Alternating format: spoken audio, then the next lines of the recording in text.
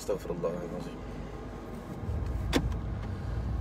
Allahumma salli wa sallim ala sayyidi wa habibi wa tabibi qalbi wa jasadi wa ruhi Sayyidi Rasulillah Muhammad ibni Abdillah As-Sadiqil Amin wa ala alihi wa sahbihi ajma'in. Allahumma salli ala Sayyidina Muhammadin abdika wa rasulika nabiyil ummiyi wa ala alihi wa sahbihi wa barik wa sallim. Allahumma anta laha walau azumat farrijha bifadli. Bismillahirrahmanirrahim. Assalamualaikum warahmatullahi ta'ala wabarakatuh. Qala Allah ta'ala fi kitabihil aziz ba'da a'udzu billahi minasyaitonir rajim. Bismillahirrahmanirrahim. Wa ma khalaqtul jinna wal ins illa liya'budun. Tidak aku jadikan jin dan manusia melainkan semata-mata untuk mengabdikan diri, menyembah yang dikatakan kepada Allah Subhanahu wa ta'ala. Jadi pertamanya, alhamdulillah, segala puji dan syukur kita rafa' dan kita panjatkan kepada Allah Subhanahu wa ta'ala, kerana pada pagi ini Allah Ta'ala pertemukan kita sekali lagi dalam hashtag Santapan Rohani. Untuk apa? Untuk saya sokong tuan-tuan. Tak payahlah nak pakai kepiah ataupun topi ataupun baju ni baju ni yang ada brand Capal dan sebagainya, yang ada brand Manchester United ke, yang ada brand Arsenal ke, yang baju tu ada brand Kementerian Kesihatan ke, yang baju tu ada brand syarikat ataupun logo syarikat anda ke, ataupun baju tu ada lambang sekolah anak-anak anda ke, pesan saya, tak payah pakailah. Tak payah pakai. Kalau Allahumma salli ala Muhammad ada yang dikatakan unsur-unsur penyembahan, tu kunci dia. Jangan pakai. Tak payah pakai. Saya sokong. Bahkan diharamkan pakai topi kalau yang ada logo Capal ke, topi kalau yang ada logo Manchester United, yang kaki bola tu lah, topi yang ada macam-macam jenis logo. Kiaslah logo macam mana pun. Yang suka kepada kereta, jangan pakai. Haram pakai. Baju dia ada lambang Toyota, baju dia ada lambang BMW. Kalau yang suka Porsche tu, baju dia ada lambang Porsche. Kalau yang suka Range Rover tu, baju dia ada lambang Range Rover dan sebagainya. Haram pakai tuan-tuan. Kalau apa? Kalau ada unsur penyembahan. Cuma persoalan yang kita nak sembang sekejap, adakah orang sembah benda tu? Allahumma salli wa sallim wa barik alaihi wa ala alihi. Kadang-kadang kita nak buka minda manusia ni kadang-kadang payah. Bila mana sesuatu itu dibincangkan dengan akal, tidak dibincangkan dengan ilmu. Dan lebih-lebih lagi tuan-tuan, pada akhir zaman ni kita maklum. Kadang-kadang pertembungan antara akal dengan ilmu. Cuba kalian jawab sekejap dekat ruangan komen. Biasa siapa yang menang? Apa khabar Muhammad Zaini Saleh? Ahlan wa sahlan, marhaban bikum. Biasanya pertembungan antara akal dengan ilmu di akhir zaman ni tuan-tuan, biasa siapa yang menang? Farouk Insafi, siapa yang menang? Kita bercakap dulu atas dasar realiti dan suasana yang berlaku pada zaman sekarang ini. Mudah-mudahan kita boleh muhasabah. Di manakah hujah yang aku nak ambil? Asnas Saleh, di manakah pendakwaan yang aku nak ambil? Di manakah fakta yang aku nak ambil? Bila mana orang tak jelas, maka inilah yang dikatakan tuan-tuan, dahlah manusia itu sesat. Kejahilannya kita itu makin menyesatkan lagi. Allahumma salli wa sallim wa barik alaihi wa ala alihi. Dahlah manusia itu sesat. Jangan kita terus sesatkan mereka tuan-tuan dengan perkara-perkara yang boleh merosakkan kehidupan mereka, diri mereka. Jadi, Waalaikumsalam Suzana Daud. Soalan saya, tolong jawab sekejap dekat ruangan komen sebelum kita nak bincangkan tuan-tuan dengan santai pada pagi ini, dengan tidak menyentuh mana-mana pihak, sekadar kita bermuzakarah atas dasar ilmu. Kerana tuan-tuan, nak cerita dakwaan demi dakwaan ni, semua orang boleh buat dakwaan, betul ke betul? Semua orang boleh buat dakwaan. Dah? Sama juga masalah baca Yasin malam Jumaat. Dah? Masalah baca Yasin malam Jumaat. Bila mana kita tak jelas dan bila mana kita tak faham berkenaan konteks amalan yang kita lakukan, akhir sekali tuan-tuan, sebenarnya yang rugi tu pihak kita. Dah? Saya nak tanya tuan-tuan lah. Allahumma salli wa sallim wa barik alaihi wa ala alihi. Tuan-tuan, cuba jawab sekejap dekat ruangan komen. Saya nak bagi faham situasi dan masalah yang sering berlaku dalam hidupnya kita, dan bila mana kita pun tak jelas di mana rojokan yang kita nak ambil, di manakah tempat yang kita nak ambil, akhir sekali menjadikan diri kita itu tak faham, dan kita sendiri yang menjahilkan diri kita. Sebagai contoh, bagi tuan-tuan yang baca Yasin malam Jumaat, tolong jawab sekejap di ruangan komen untuk saya buktikan secara fakta, untuk kita buktikan dengan jelas, siapakah di antara kalian yang pernah mendengar daripada ulama-ulama yang berpegang dengan mazhab Imamuna Asy-Syafi'i rahimallahu ta'ala, yang memaksa kita, yang menyuruh kita, dia kata wajib baca Yasin malam Jumaat. Tolong jawab sekejap di ruangan komen. Bagi tuan-tuan yang sampai sekarang masih lagi beramal dengan baca Yasin malam Jumaat, masih lagi beramal dengan baca Yasin pada malam Jumaat. Soalan saya mudah. Siapakah di antara kalian yang pernah mendengar ada ulama daripada kita lah yang berpegang dengan mazhab Imamuna Syafi'i, dia kata wajib baca Yasin malam Jumaat? Ana Fitria, tak ada yang mewajibkan baca Yasin malam Jumaat, Ustaz Bagus. Yang lain?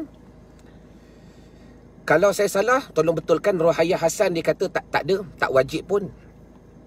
Yang lain? Yang tak wajib tu, adakah tuan-tuan pegang ataupun tuan-tuan dengar daripada para ulama sendiri? Tiada yang mewajibkan, kata Kak Norani Yusof. Yang lain? Muflihun, alhamdulillah tiada. Betul? Baik, terima kasih tuan-tuan.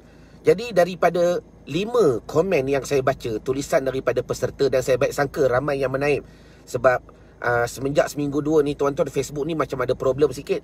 Kadang-kadang orang beri komen tak masuk. Norani Nasir, terima kasih Kak Norani. Jadi maknanya tuan-tuan, sepanjang kita hidup, bagi kita yang beramal dengan baca Yasin malam Jumaat, tak ada pun ulama yang mewajibkan kita baca Yasin malam Jumaat. Jadi bila mana tak ada ulama yang mewajibkan kepada kita baca Yasin malam Jumaat? Baik, dengar Pertama, tak ada ulama yang mewajibkan. Bermakna sehingga pada hari ini, pilihanlah bagi kita nak baca Yasin, silakan. Yang nak baca Al-Kahfi, silakan. Tetapi persoalannya ialah, tak ada ulama yang mewajibkan baca Yasin malam Jumaat. Okey, baik. Kemudian, tengok apa yang berlaku. Saya cerita berdasarkan situasi yang jelas. Maka bila kedatangannya puak-puak Wahabi pada zaman kita pada hari ini tuan-tuan, maka cara mereka nak mendoktrin masyarakat supaya tak baca Yasin malam Jumaat, dia kata apa? Mereka mendakwa, dia kata kita ni yang baca Yasin malam Jumaat, sehingga mereka berpegang seolah-olah baca Yasin tu wajib dan mewajibkan. Saya nak tanya, ni fakta ni mereka dapat dari mana ni? Adakah itu semata omong-omongan ataupun trik mereka untuk menghalang orang buat beribadah? Sebab pengalaman saya dululah, sekarang ni saya malah. Dulu bila mana saya bersama dengan beberapa lajnah, dengan beberapa grup tuan-tuan, kadang-kadang kita muzakarah dengan puak-puak Wahabi, mereka dakwa kita wajibkan. Saya tanya, di mana rojokan yang enta bawa yang mengatakan kami mewajibkan kepada masyarakat untuk baca Yasin? Mana faktanya, mana videonya, mana hujahnya, mana dalilnya, mana rojokannya, mana tulisannya? Tak ada. sekadar fakta itu mereka bawa kepada masyarakat. Dia kata apa? Inilah ulama-ulama bila mana mewajibkan baca Yasin malam Jumaat, seolah-olah tak boleh buat benda lain malam tu. Ni satu Allahumma salli ala sayyidina Muhammad, fitnah yang nyata yang dilemparkan kepada ulama-ulama dalam mazhab Asy-Syafi'i yang berteraskan ahli sunnah wal jamaah. Jadi begitu juga saya nak kaitkan dengan masalah, tuan-tuan, saya sokong tuan-tuan jangan pakai topi capal ke, baju capal ke, jangan pakai semua. Kalau ada unsur yang dikatakan apa? Menyembah. Persoalannya saya tanya, sama juga soalannya, siapa yang mendakwa orang yang pakai logo-logo ni menyembah? Adakah mereka yang mendakwa benda ini berlaku, ataupun semata-mata khayalan, ataupun omong-omongan, ataupun semata-mata Allahumma salli ala sayyidina Muhammad, semata-mata fitnah yang dilemparkan untuk apa? Untuk kita jauh daripada Rasulullah sallallahu alaihi wasallam. Sedangkan tuan-tuan, ambil ilmu ni. Kalau kita belajar ilmu tauhid, kalau kita belajar ilmu tauhid, yang ni penting. Sebab nanti tuan-tuan akan belajar dalam program Nak Baki Solat Ramadan. Antara ilmu-ilmu yang power yang saya sering kongsikan biiznillah dengan izin daripada Allah Subhanahu wa taala, bagaimana tuan-tuan nak fahami ilmu tauhid yang jelas dan cuba kita amalkan dalam solat. Yang ni ilmu ni is very powerful. Terlalu hebat tuan-tuan. Allahumma salli wa sallim wa barik alaihi wa ala alihi. Baik. Kalau kita belajar ilmu tauhid, tolong jawab sekejap di ruangan komen bagi tuan-tuan yang dah belajar. Bila mana kita nak kenal Tuhan, apakah tanda-tanda untuk kita mengenali kepada Allah? Kepada peserta-peserta yang biasa attend program MBS, cuba beri peluang kepada sahabat-sahabat yang baru jawab. Kalau kita belajar ilmu tauhid, apa tanda-tanda dia? Nak kenal kepada Allah, nak ingat kepada Allah, nak melihat kebesaran Allah. Cuba jawab sekejap, di manakah tanda-tandanya? Ada nya tu. Kalau belajar kitab pondok lu, nya tu domer. Domer tu kembali kepada apa? Kepada nya Allah. Kak Nawara ini dah tutup. Okey, jawab sekejap. Supaya saya nak kaitkan dengan yang dikatakan tak usah pakailah baju tu, tak usah pakai. Saya sokong. Jangan pakai topi yang dicapal. Topi saya ada tuan-tuan kat belakang. Kalau saya pakai sekejap lagi timbul bid'ah lagi. Tak apa, kita jawab dulu dengan ilmu. Allahumma salli wa sallim wa barik alaihi wa ala alihi. Muhammad Hafiz, ahlan wa sahlan. Okey, terima kasih. Muflihun, ciptaan alam semesta. Maknanya, betul, saya sahkan. Maknanya, apakah tanda-tanda untuk kita kenal kepada Allah? Kalau kita belajar ilmu tauhid yang didasarkan, of course, daripada Rasulullah sallallahu alaihi wasallam dan dipeloporkan lagi, dimanhajkan lagi oleh Abu Musa al-Asy'ari dan Abu Mansur al-Maturidi. Maknanya apa? Bagaimanakah metod kita nak kenal kepada Allah? Dengan adanya alam ini. Betul? Adanya alam. Maknanya, bila tengok bukit, di situ tanda adanya Allah. Bila tengoknya matahari yang terang menerang, di situ tanda kebesarannya Allah. Betul? Wiwi Ros, tak apa, saya bantu jawab insya-Allah. Dengan kita melihat perkara-perkara yang dijadikan oleh Allah.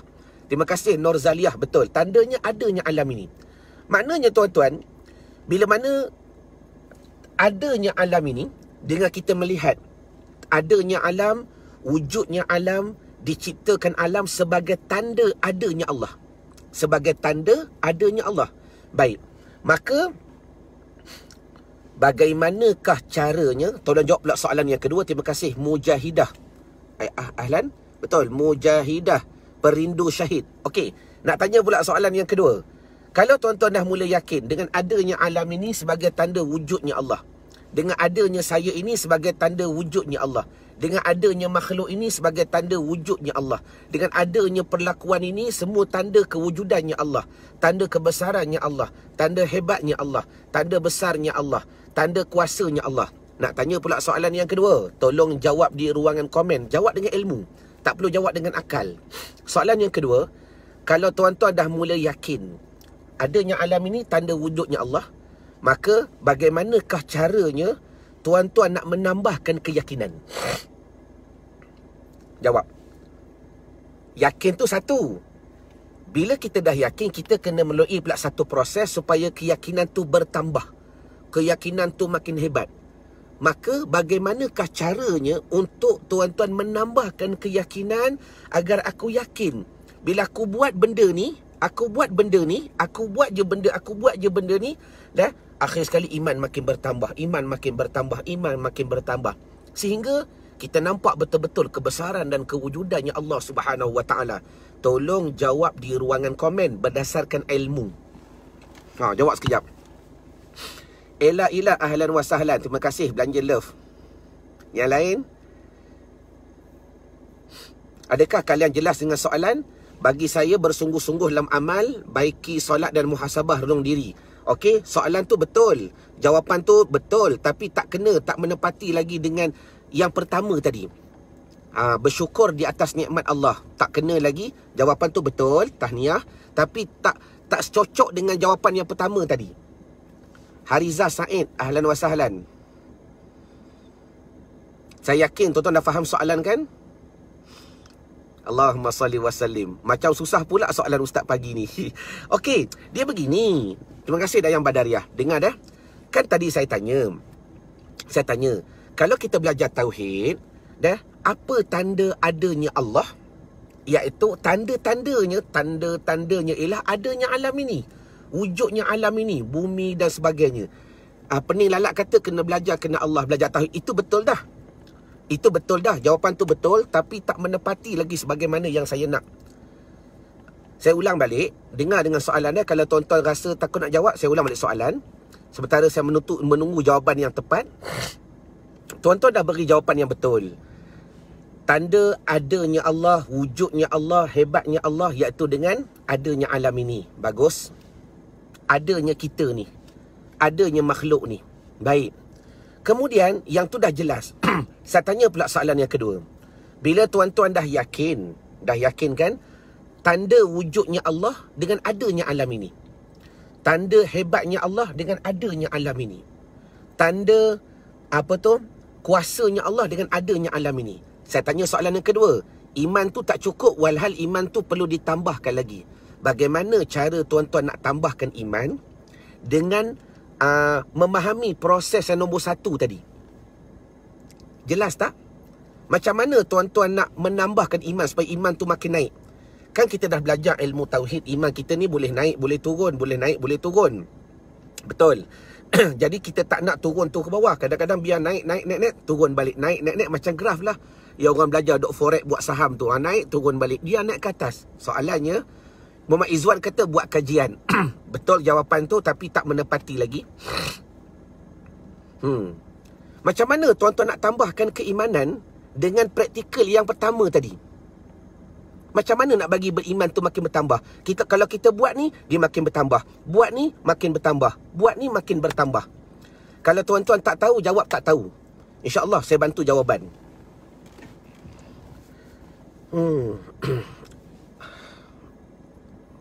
Okey. Cukup 5 orang kata tak tahu, kena cari guru untuk bimbing penilaian. Yang tu betul. Sentiasa beramal dengan apa yang diperintahkan Allah. Yang tu betul, tapi tak menepati lagi. Huzaimah, tafakur tu dah betul, tapi tak sampai lagi. Sikit lagi Huzaimah. Muflihun wallahu alam. Okey, dah surrender seorang. Ahlan wa sahlan.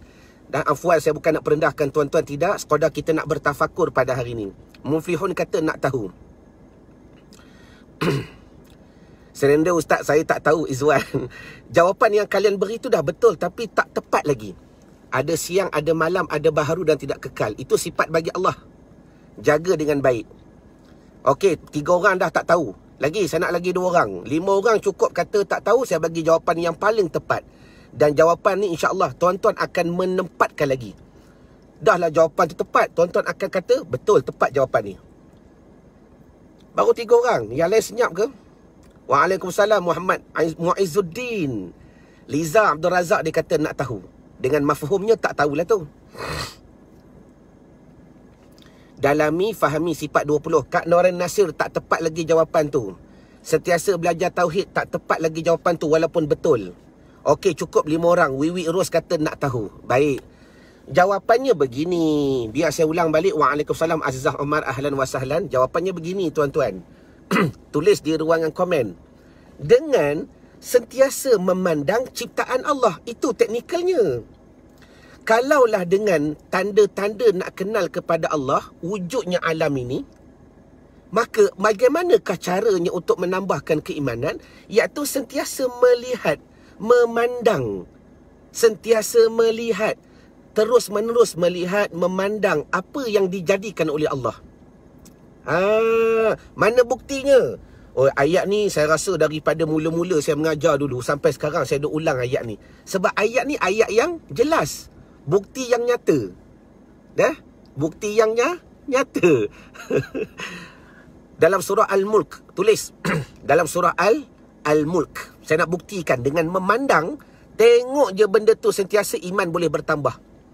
Dah? Tengok je benda tu sentiasa iman boleh bertambah. Mana dalil? Tulis surah Al-Mulk. Dah? Juzuk yang ke-29. Bismillahirrahmanirrahim. Tabarakalladzi biyadihil mulku wa huwa ala kulli syai'in qadir. Alladzi khalaqal mauta wal hayata liyabluwakum ayyukum ahsanu amala wa huwal azizul ghafur. Alladzi khalaqa sab'a samawatin tibaqa ma tara. Nak marah lah ni. Mak ada. Ma tara fi khalqir rahmani min tafawut. Farji'il basara hal tara min futur. Thumma rji'il basara karrataini yanqalib ilaikal basaru khasi'an wa huwa hasir. Sadaqallahul azim. Baik, artinya apa? Tuan-tuan, kan Tuhan sebut dalam Al-Quran jelas lagi nyata. Siapa berani tolak? Siapa berani rot? Cerita sekarang? Nak bersembang. Maka Tuhan kata, aku jadikan kamu ni, hidup kamu, mati kamu untuk aku uji kamu. Siapakah di antara kamu yang beriman dan beramal soleh? Okey. Macam mana cara Tuhan nak uji kita? Kamu tak tengok ke? Ni alam yang aku buat ni. Aku alam, pokok-pokok semua ni. Kamu tak tengok ke? Kamu tak tengok ke? Kamu tak tengok ke? Alam tara. Kamu tak tengok ke? Saya ulang balik. Kamu tak tengok ke? Allahu Akbar. Kamu tak tengok ke? Kamu tak tengok ke? Benda yang aku buat ni ada ke tidak kekurangan, kecacatan? Allah Ta'ala sebut dengan jelas. Allahu Akbar. Apa salah benda ni? Ni, saya sokong tuan-tuan jangan pakai baju yang ada lambang capal. Jangan tengok benda yang ada capal kalau ada sifat penyembahan. Masalah adakah kita menyembah benda ni? Tidak. Dengan kita tengok benda ni, kita ingat kepada Rasul. Dah, tu belakang tu ada capal. Tu belakang nampak tu? Nampak tu? Allahumma salli ala Sayyidina Muhammad. Adakah bila mana kita melihat alam, kita menyembah kepada alam? Adakah kita melihat kepada bukit, kita menyembah kepada bukit? Adakah bila mana kita tengok pokok, kita menyembah kepada pokok? Tak. Kita tengok pokok ingat Allah. Bukan tengok pokok sembah pokok. Itu apa tu, Thailand. Orang Buddha waktu saya di Thailand dulu. Adakah kita melihat bukit yang dijadikan oleh Allah, kita menyembah bukit? Tak. Tetapi bila mana kita melihat bukit, nampak kebesarannya Allah. Dah? Sebab tu jangan pakai capal. Kalau ada penyembahan, masalah kita sembah ke? Tak. Bukan sembah. Kita tengok benda tu, Allah ingat kepada Rasul. Sebagaimana kita tengok alam, ingat kepada Allah. Sebagaimana tengok pokok, ingat kepada Allah. Sebagaimana tengok bukit, ingat kepada Allah. Sebagaimana tengok manusia, ingat kepada Allah. Sebagaimana tengok apa yang dijadikan, ingat kepada Allah. Betul ke betul? Adakah kalian jelas benda ni? Saya bercakap bukan menggunakan akal. Saya bercakap sahih menggunakan dalil, hujjah daripada Al-Quran. Maka saya ulang balik. Bagaimanakah cara Tuhan nak mengajar kita agar iman bertambah? Tengok. Dalam Al-Quran tadi, Allah Ta'ala menggunakan dua cara untuk tengok. Yang pertama, sama ada kamu tengok dengan mata. Ma tara fi khalqir rahmani min tafawut. Kamu tengok dengan mata. Kamu tak nampak ke? Adakah benda yang aku buat ni ada kekurangan? Terima kasih kepada Ammar Azlan. Syukran jazilan belanja star. Sebab dia bukan star kepada saya, dia star kepada ilmu. Baik. Pertama, Allah Ta'ala kata, kamu tak tengok ke benda yang aku jadikan? ada ke tidak kekurangan? Ma tara fi khalqir rahmani min tafawut. Kalau kamu tengok dengan mata kepala, kamu rasa tak boleh yakin, farji'il basara hal tara min futur. Maka tengok dengan mata hati. Tengok dengan mata hati. Apa yang kamu nampak? Bukan nampak capal. Tengok capal, teringat Nabi.